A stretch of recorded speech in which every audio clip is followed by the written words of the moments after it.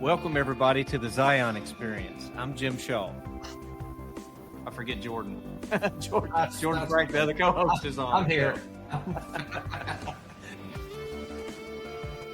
You know, we really don't prepare for this. You know, we're better off to come. That's about all you're going to get. Yeah, that's what I got. I have ham and cheese loaf in the refrigerator for days like today. With that, let's get back into it. Let's get in our groove.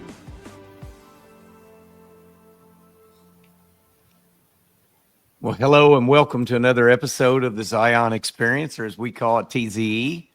Jordan is back in the house this week. So Jordan's been busy. He's been out on the road. He's been with customers, but he's back. So it's I'm one of your hosts, Jim Shaw, and then the other host, Jordan Frank.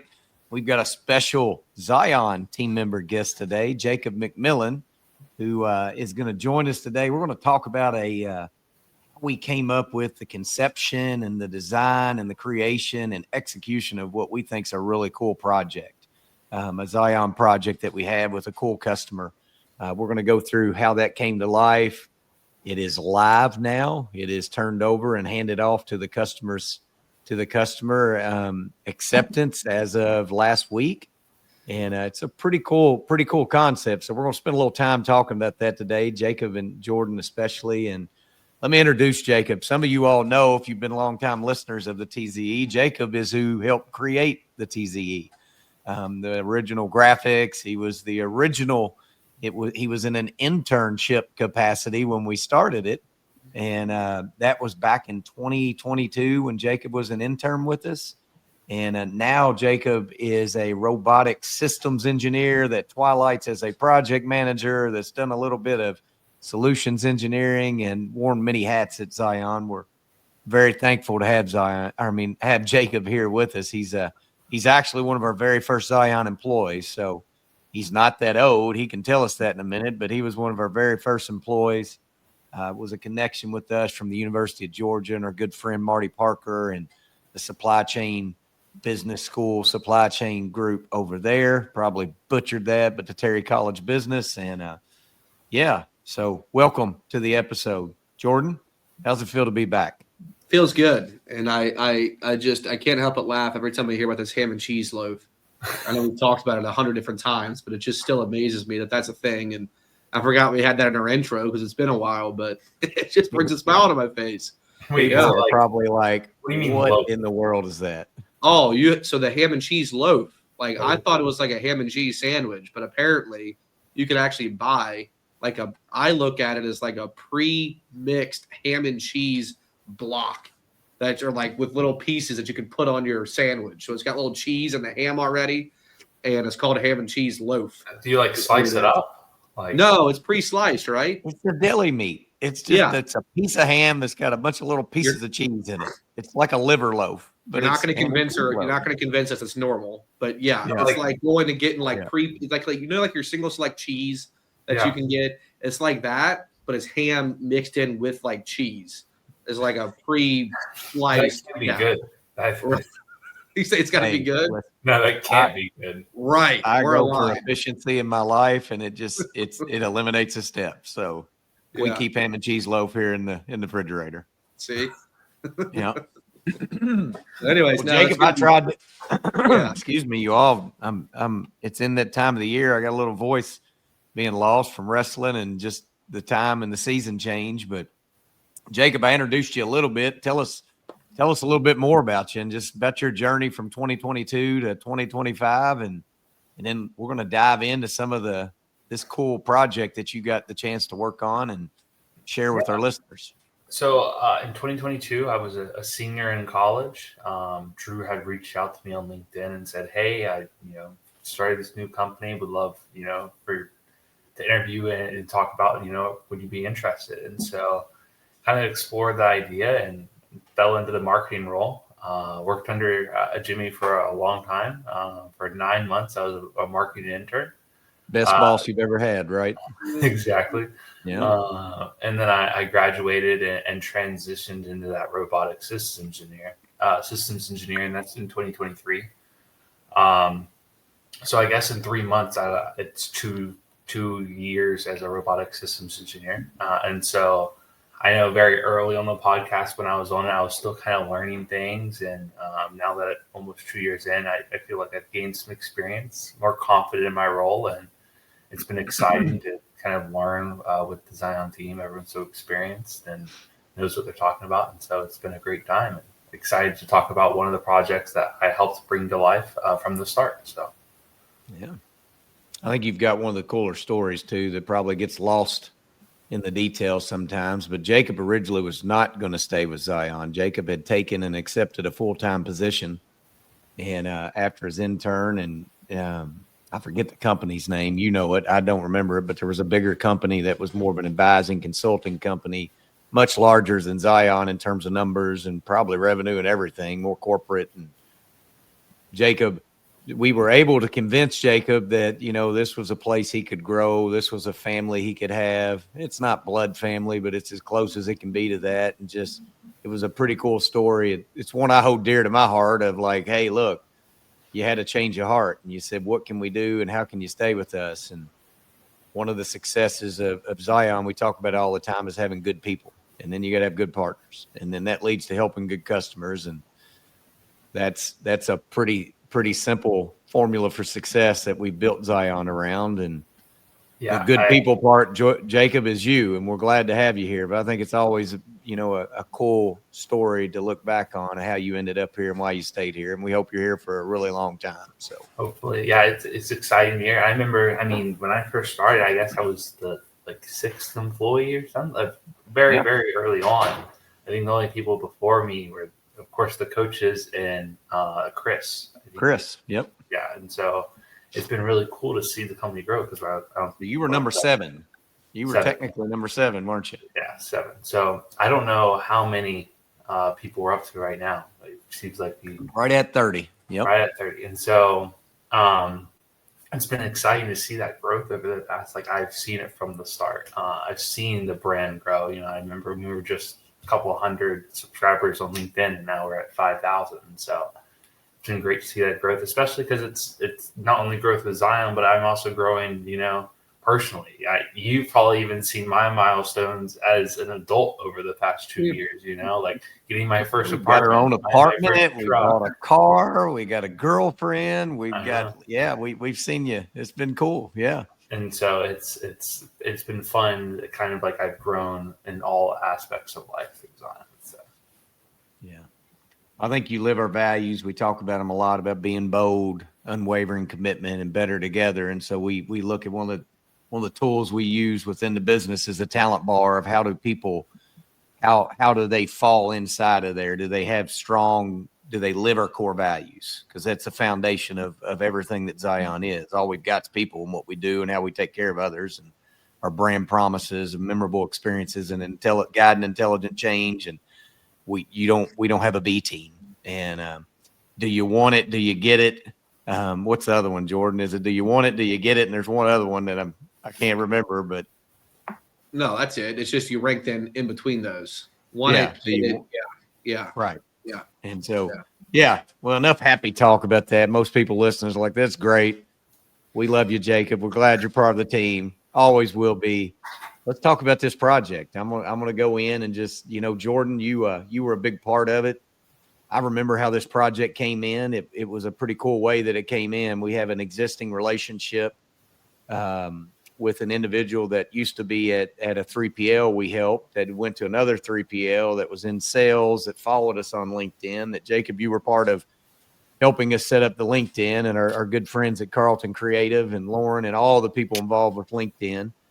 And this customer was looking for a partner. They had a unique problem, and they were looking for a partner. So they connected on LinkedIn, and through a LinkedIn message, they said, hey, you need to talk to these guys at Zion. And I happened to be loud on LinkedIn at the time. And so they connected with me through LinkedIn. We had an initial discovery call. I pulled in the team of Jordan and all the others, and we pulled it in, and then boom. So Jordan, the initial problem opportunity that ultimately led to the creation, the conception of the project, the problem they had, you all just kind of, I don't remember, Jacob, when you got involved in it. It was probably after the problem had been kind of created and we'd come up with the concept. So Yeah, so I got brought in initially when it was kind of the original solution was developed by Adverb, and so we had that initial solution brought over, and I was kind of faced with that as well, and kind of me and Justin were like, Justin's like, okay, figure out some way you can improve this, and I think we even made adjustments from there of how we kind of once we got it back from Adverb made some adjustments of kind of what from the needs of the customer. To kind of build that final design before we kind of send it back over to the customer for sign off. Yeah. So I'll and then before that, so just when they first started with the kind of the problem statement was this was a customer that historically is not involved in any sort of distribution or warehousing of really any sort. It's not necessarily their core purpose, their core vertical. But they had an initiative to do some last mile delivery. So if you think about your Amazons of the world, right? I mean, you get it, and then you got to have somebody that takes it, your UPS, USPS, take it from that last stop. They pick it up, and they got to take it to your house, right? So a lot of the times, our customers are looking at taking it from their facility to a sort facility, from that sort facility to a local post office, from that post office to your house. So this was solving that last mile. And it was new to them. And they had a building identified, and it was a smaller facility. It's around 35,000 square feet. There was limitations on the inbound dock space. There was a single dock door, right, Jacob? I think there was one inbound dock door. There was that same inbound dock door really was their outbound dock door, but we were able to use some different pedestrian doors as kind of the outbound dock for pickup. So I had to get a little creative with that. Had a challenge of the square footage available. And then you add on top of that, they wanted to do around 40-ish, let's just call it 40 different diverts. So they could split it up between all these different destinations. And then within each divert, Jacob, there was multiple destinations on each divert, right? So it was, I think it was 200 diverts is what they really wanted. Yeah. So the site right now, we can handle up to 340 different diverts. Right. So that would be up to 12 mid-mile locations. And so those are like your short locations. So what will happen is you'll have a truck of tons of packages from, a trailer that's brought in. And then we sort that out to the final mile destinations where they can go out to the final customer, or they can be sorted to those mid-mile, which would then be another facility from around. So Atlanta, LA, San Francisco, all those. And so we have, I think it's 330 final mile configurable locations. Right. So if you look at those original design inputs that was kind of created through the data analysis the team had and the request of the customer, they wanted 300 plus divert destinations. They wanted 2,500 sorts an hour. They had a quick turnaround in their timeline. They had a building they've already selected. It's not your traditional warehouse. It's 35,000 square feet. You've got one inbound dock door. And for those of you that have designed any sort of sortation system, you immediately understand the challenges that we were presented with and trying to make something work within that footprint. And there was an initial discovery and solutioning cycle that we went through to understand what are our options. Because another curveball that was thrown is these aren't just cartons. These aren't just poly bags. They're a mixture of both.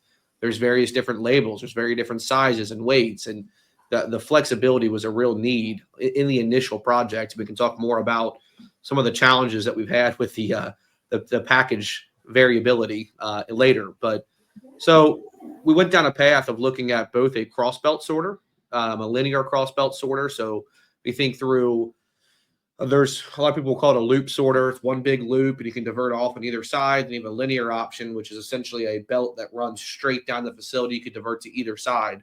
But once again, the challenge with that solution was a number of diverts that we could fit and the amount of space you needed for the infeed. So that was an option we looked at, and we were simultaneously looking at another option that Jacob mentioned. That was the final solution, which was a product by Adverb using their Zippy product line. Their Zippy product line is a robotic sortation option. And I'll let Jacob get into all those details later. But just to recap that, the problem was limited space, high throughput, product variability, a lot of destinations in a less than normal facility, with it only having a single inbound dock door and really no outbound dock door. So from that, we were against that final solution where Jacob really stepped in and took this thing from solution to final design to reality. So I think, Jacob, if you want to talk through some of those initial pain points or challenges that we had after we had the final design, we thought we had alignment, and then we were approached with some challenges, some opportunities, right?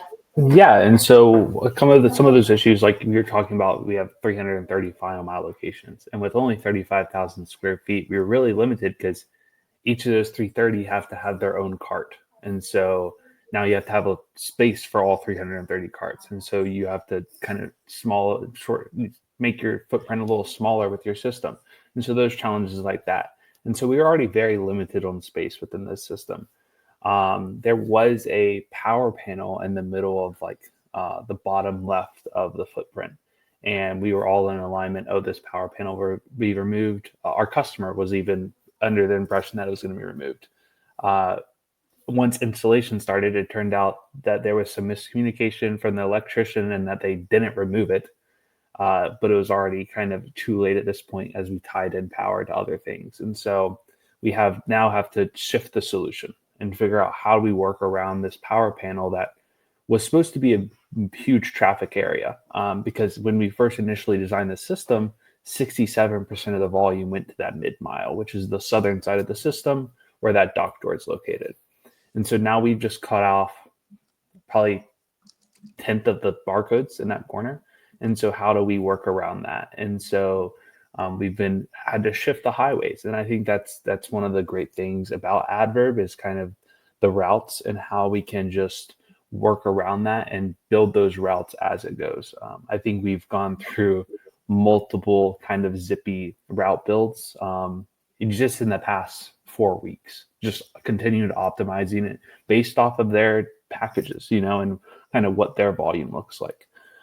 Because and Jacob, talk about that a little bit more. So, because I know you dealt a lot with this specifically, where there's a total of 76 different robots, right? And it's in this field of 10,000 square feet. They are QR driven. So talk through, because I think that was a learning for all of us, right? Yeah. I mean, the science and the engineering capability that has to go behind some of these route planning. So when you say that, just expand on that a little bit more and what that looks like and what you guys went through. Yeah, and so you have the routes, and of course all the barcodes are based on like an XY axis. So that bottom left is like 0, 0, and then 0, 1, and so on. And so we have this XY axis, and it's actually a really cool program. I wish I could pull it up. I don't have access to it right now, but it's just like a big map.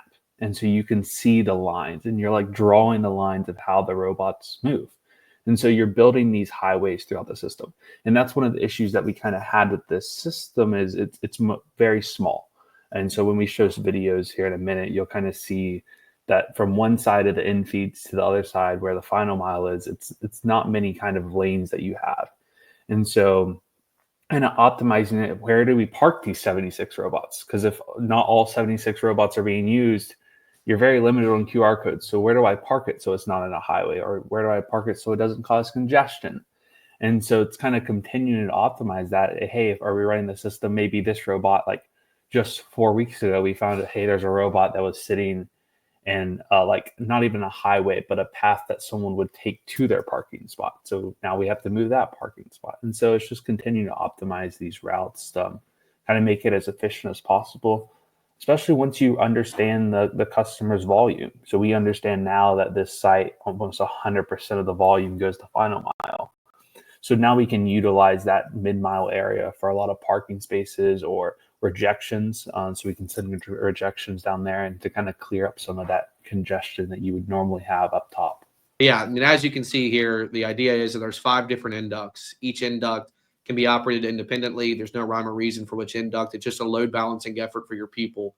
As Jacob mentioned, there's a variety of different package types, weights, and dimensions that come through these individual inducts. So we are looking to have a dimensioner, a scanner, and a scale at every single one of these inducts. One of the challenges that was presented is that there's a variety of different types of shipping labels that are on these packages. So we are required to scan all the labels on the shipping label itself. There could be multiple labels on a single package. And then based on some preset business rules, we're able to pick out the right tracking number to associate to the final destination. So there's a download given. It tells us, hey, here's the tracking numbers. Here's a location it needs to go. We know where those locations are on the divert side. But at this point, the Zippy robot comes up. There's a conveyor there. There's what's called an interlock to say, hey, I'm ready to send this package. The robot tells the conveyor, I'm ready to receive the package.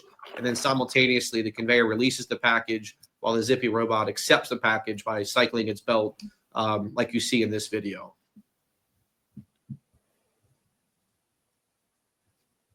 And then I think, yeah, and then from here, Jacob, we go from here, and then we have our mid-mile and final mile destinations, right? So Yeah.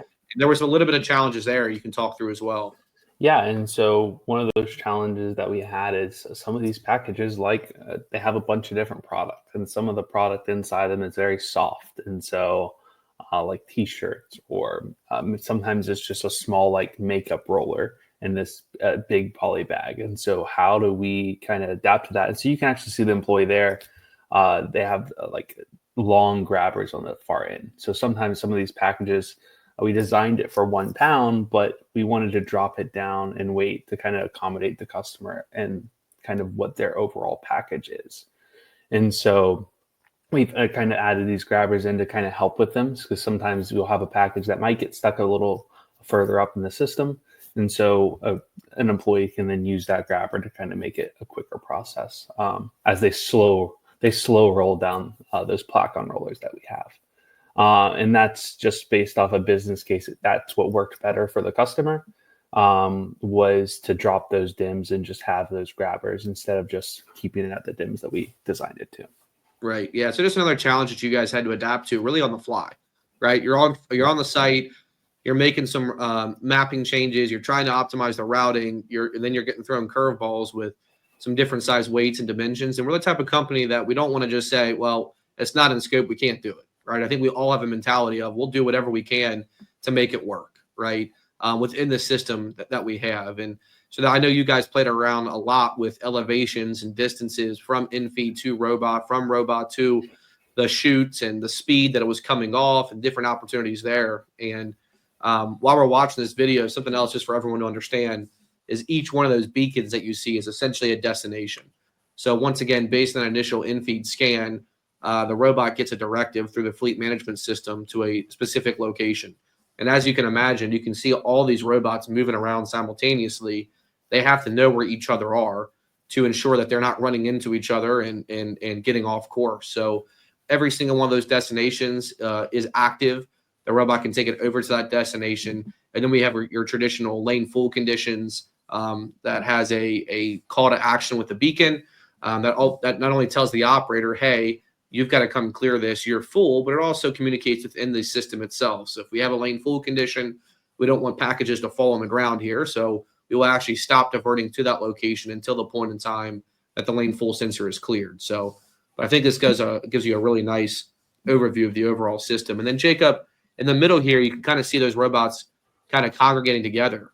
Can you explain what's going on there? Yeah, so you'll see on the left side that in feed 5 has 6 robots queued up to it. And so to prevent, like I was talking about, that we have these highways and we never want to block these highways. And so one of the things we implemented into the routes is actually a stop sign. And so it's pretty cool. And so there will be 6 robots queued up on the INA 5. And then there will be 2 highway lanes, and then they'll start queuing up again. And so if a robot then needs to cross that highway, it's a stop sign. And so a robot on the highway will stop, and then that one will cross. And so it's just to prevent robots from stopping in the highways, and they can still have higher queue counts. And so we wanted to do that because we want to hit that high rate of 2,500. And so that means the package has to be picked up about every 6 seconds. And so to do that, we kind of have these robots queued up. And so having an operator, if you have 4 operators on that in-feed side, you'll be able to run all in 4 in-feeds, 5 in-feeds, and never really have to wait on a robot because they're always queuing up, always ready for the next task. Got it. Yeah, that is really cool. And with this, Jacob, looking at this video, obviously with the amount of robots that are in this system, know that they're not light robots. They have a little bit of weight to them. They move pretty quick. Are you able to talk through some of the safety some of the safety standards or some of the safety items that we have in play here? In other words, can I just walk out into this field, or how do I make sure we manage the safety of the people? What does that look like? Yeah, so for this system, we have 2 interlock doors that, of course, for the interlock to enter. But let's say someone did get into the system. The robots do have safety sensors on them. So if you look at that robot that's currently kind of at the end feed right now, you'll see that black part at the bottom of the robot. And so that's LiDAR detection. And so it will detect someone. And so it has 3 stages of that, like stopping. And so first, it will slow down. And then as it goes closer, if it's that kind of obstacle still hasn't moved, it'll slow down even further.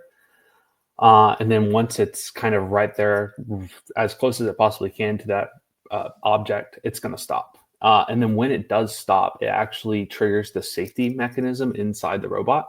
And so it has a kind of safety error. And so when a safety error occurs, that will stop the system. And so all the robots will stop if a safety error occurs. And you can't clear that safety area from the UI. And so like I couldn't be able to, let me clear this so it keeps running. No, you have to actually physically go in and remove whatever obstacle that is. And so that's to kind of prevent no one from starting the system back up on someone and a robot hitting someone, anything like that. And so there's those safety mechanisms in place. Or let's say a robot goes off path, the system will stop. And that's to prevent any robots from running into someone or maybe running into a fence, maybe that someone's on the other side of. And so we have those safety mechanisms in place. And one of the cool things we actually added into this site, it's one of the newer things for Adverb from the Fleet UI, is when we do the immediate stop, so an e-stop for the system, the robots are going to immediately stop. Now, in the past, if a robot didn't stop on a QR code, that would cause a navigation error. And you would have to go in and physically move those robots onto a QR code. One of the things we added into this site is if I press the e-stop and then immediately start the system back up or go in, do whatever I need to do, come back out and start the system back up, those robots know where they are. And they're actually able to go on to the next QR code without even having to reset them. And so they're able to kind of like pick back up where they're left off, even if they're not on a QR code, which was a development we added in the site. That's really cool. So in other words, Jacob, you all have kind of talked about these QR codes, but I don't know we specifically, everybody can see the white dots on the video here. And they're like, what in the world? That's how you may just talk just briefly for those that are unfamiliar with the technology. What are these white dots and what is a QR code? We don't want to de-educate anybody, but some people may not know. Like until I saw this technology 2 or 3, 4 years ago, it's like there's still a lot of people in the industry that think AGV and they think line driven, or you got to bury an electrical line, or you got to have a sprayed down tape or something for it to follow. So these have advanced way beyond that and are flexible, but maybe just hit on it quickly. Yeah. So what it's going to be is just like a barcode. It's imagine like 12 QR codes on like a small sticker. I actually have an image of it that I can share.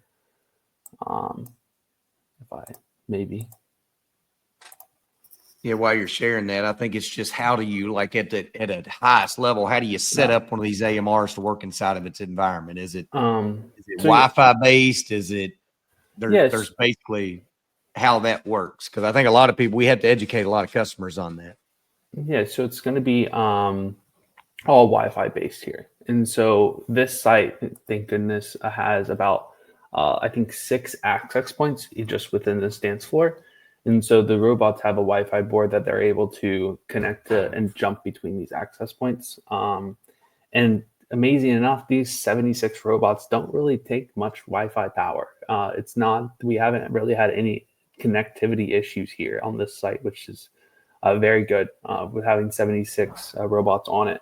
I know one of the future developments that they have coming out is right now we have to manually turn robots on and off. I know Averb just released a new robot, kind of an upgraded Zippy 40. And so it has a savior board on it. And so you can actually turn those robots on and off remotely.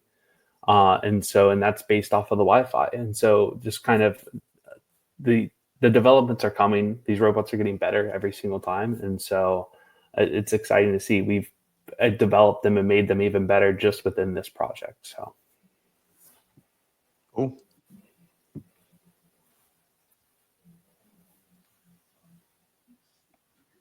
I was letting you go, Jimmy. I was slowed there for a while. So No, you're fine. Jump in, man. We've got videos. We talked a little bit about the life cycle kind of at the beginning. We probably skipped it a little bit. I'll throw it up and just say, where were you all in the life cycle? Because this one went through the entirety of it, right? I think Jacob mentioned this, and no disrespect to Adverb, they're a great partner to us, but the concept ultimately was your team, Jordan, you and Christian, and the solution side of it. And I talk a lot about this. It's like God's given me a lot of gifts in my life. One of them is not looking at a blank piece of paper and figuring out what the solution needs to be. He's gifted you and Christian and others in Zion with that. And so that came out of the discovery and the scope. And then you all obviously analyzed, you all hit that a lot. Like there's a lot more goes into it than just, hey, we think we need 76 AMRs. We think like this was a pretty involved system, and you all had to get it right. There was a simulation that supported it and how you got to the point of implementation. And then now we're kind of in support. So you all may just hit on that a little bit and just what could a customer expect? Like this was a problem. Yep. Did this flow through our project lifecycle or Zion lifecycle really well?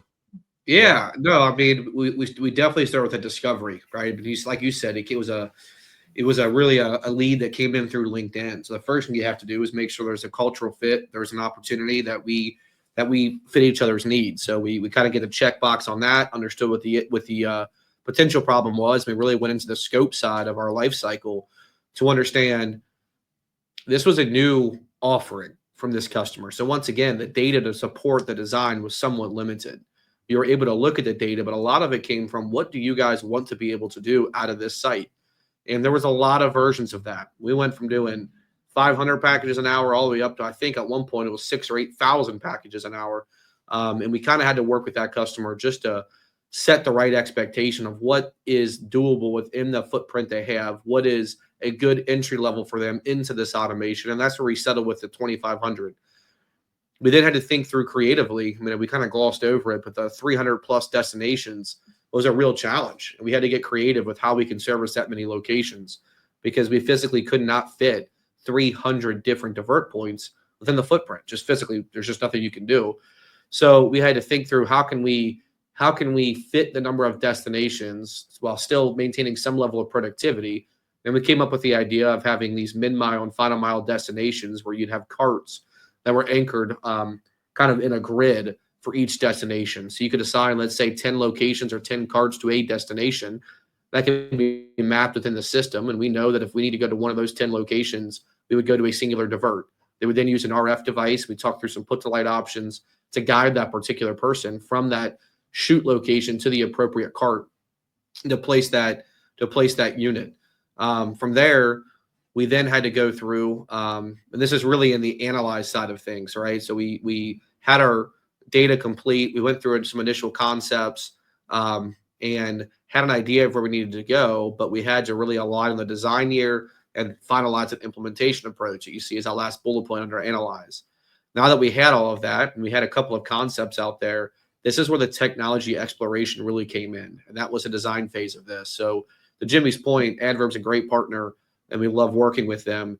But really this goes down to Christian. We're spending a lot of time on the design itself, looking at some of these different options, trying to figure out where the in feeds would go, where the discharges would be for the diverts, how much space we'd have to allocate, what the cart sizes were, what the grid was, how much inbound space we needed, how many pallet locations we could store, how we're going to get the carts out of the system, where the safety fence is going to be.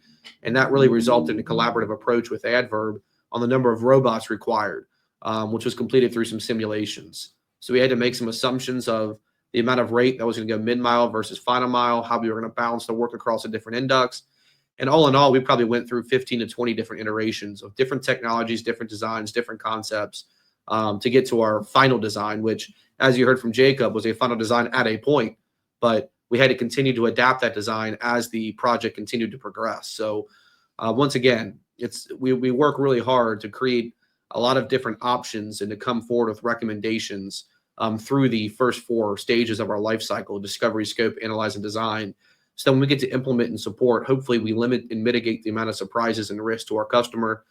We've got a very clear alignment on what the final price is going to be, what the final schedule is going to be, and what the final design will look like. So there's always going to be curveballs thrown at you. No project goes off completely perfect. This one didn't either. But at the end of the day, Jacob and some of the other team members like Jake and even Amelia, who's hiding behind the scenes, spent a lot of time on site to make sure that this project was successful as it can be. And at the end of the day, it turned out to be a successful, accepted project with a team that has never messed with automation, that are now sitting in a facility with 76 robots, 5 inducts, conveyance, scanners, scales, dimensioners, and running the system themselves. So yeah, and I think that speaks volume to the customer's team as well. Like you said, never done automation. None of them are really experienced in that either. And so, but we have done our post, done our acceptance, did that training with them, and they've had the system for themselves for 2 weeks now. And I think in 2 weeks, I've received 2 calls about, hey, we need help with this. And they've really been able to handle the system and take it on and really own it themselves. And it's been really cool to see how fast they've picked it up. And it speaks volume to the designs that we have. We try to make them complex and like very complex solutions to kind of fix those issues. But in reality, they're very simple and they're very easy for operators to use and just help the overall problem. So. You're on mute, Jimmy. Come on now. I knew I was going to do that at some point. I said, I think y'all have done a fabulous job on this. I've taken a back seat. I enjoy listening to you all talk and the rhythm of the design and how we get to this point. And just, we've got a happy customer. Jacob, you've done a fabulous job. The team's given, our brand promises are a memorable experience, guiding intelligent change. And we don't have a B team. So this one lived all of those brand promises, and it followed our Zion life cycle. And it's just, it was a pleasurable project to work on. You enjoy projects like this. We enjoy complex problems we get to solve. And shout out again to our partner Adverb, who was there right all along the way with us and figured this out. And we say it all the time. Projects aren't easy.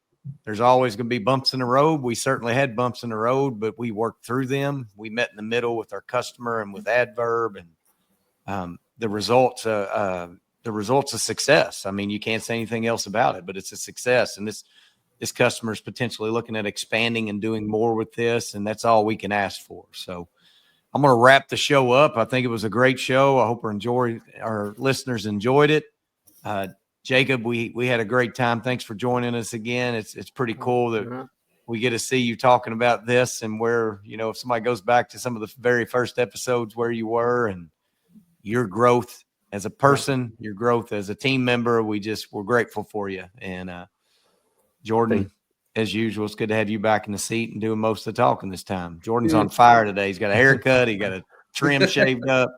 He was bossing everybody around before it. I like this Jordan that he's on. It's good. And we had a good podcast. So he's having ham and cheese loaf for lunch. He's going to go try some ham and cheese loaf. That's not happening here. One day soon. So I'll try. Hey, if you're out there, we appreciate it. We'll let the outro play now, and just we appreciate you listening, spending time with us. Hope you enjoyed it. Share it, subscribe, tell others about it. If you got questions, you can contact us. I guess that's a wrap. Awesome. We want to thank you all for listening to another episode of the Zion Experience. Please make sure you subscribe to our show on YouTube, Spotify, or Apple Podcast. If you have any ideas or topics you'd love to hear about, or maybe for a future episode, please let us know. Send us something in the comments. We appreciate you all, and we'll see you here next time.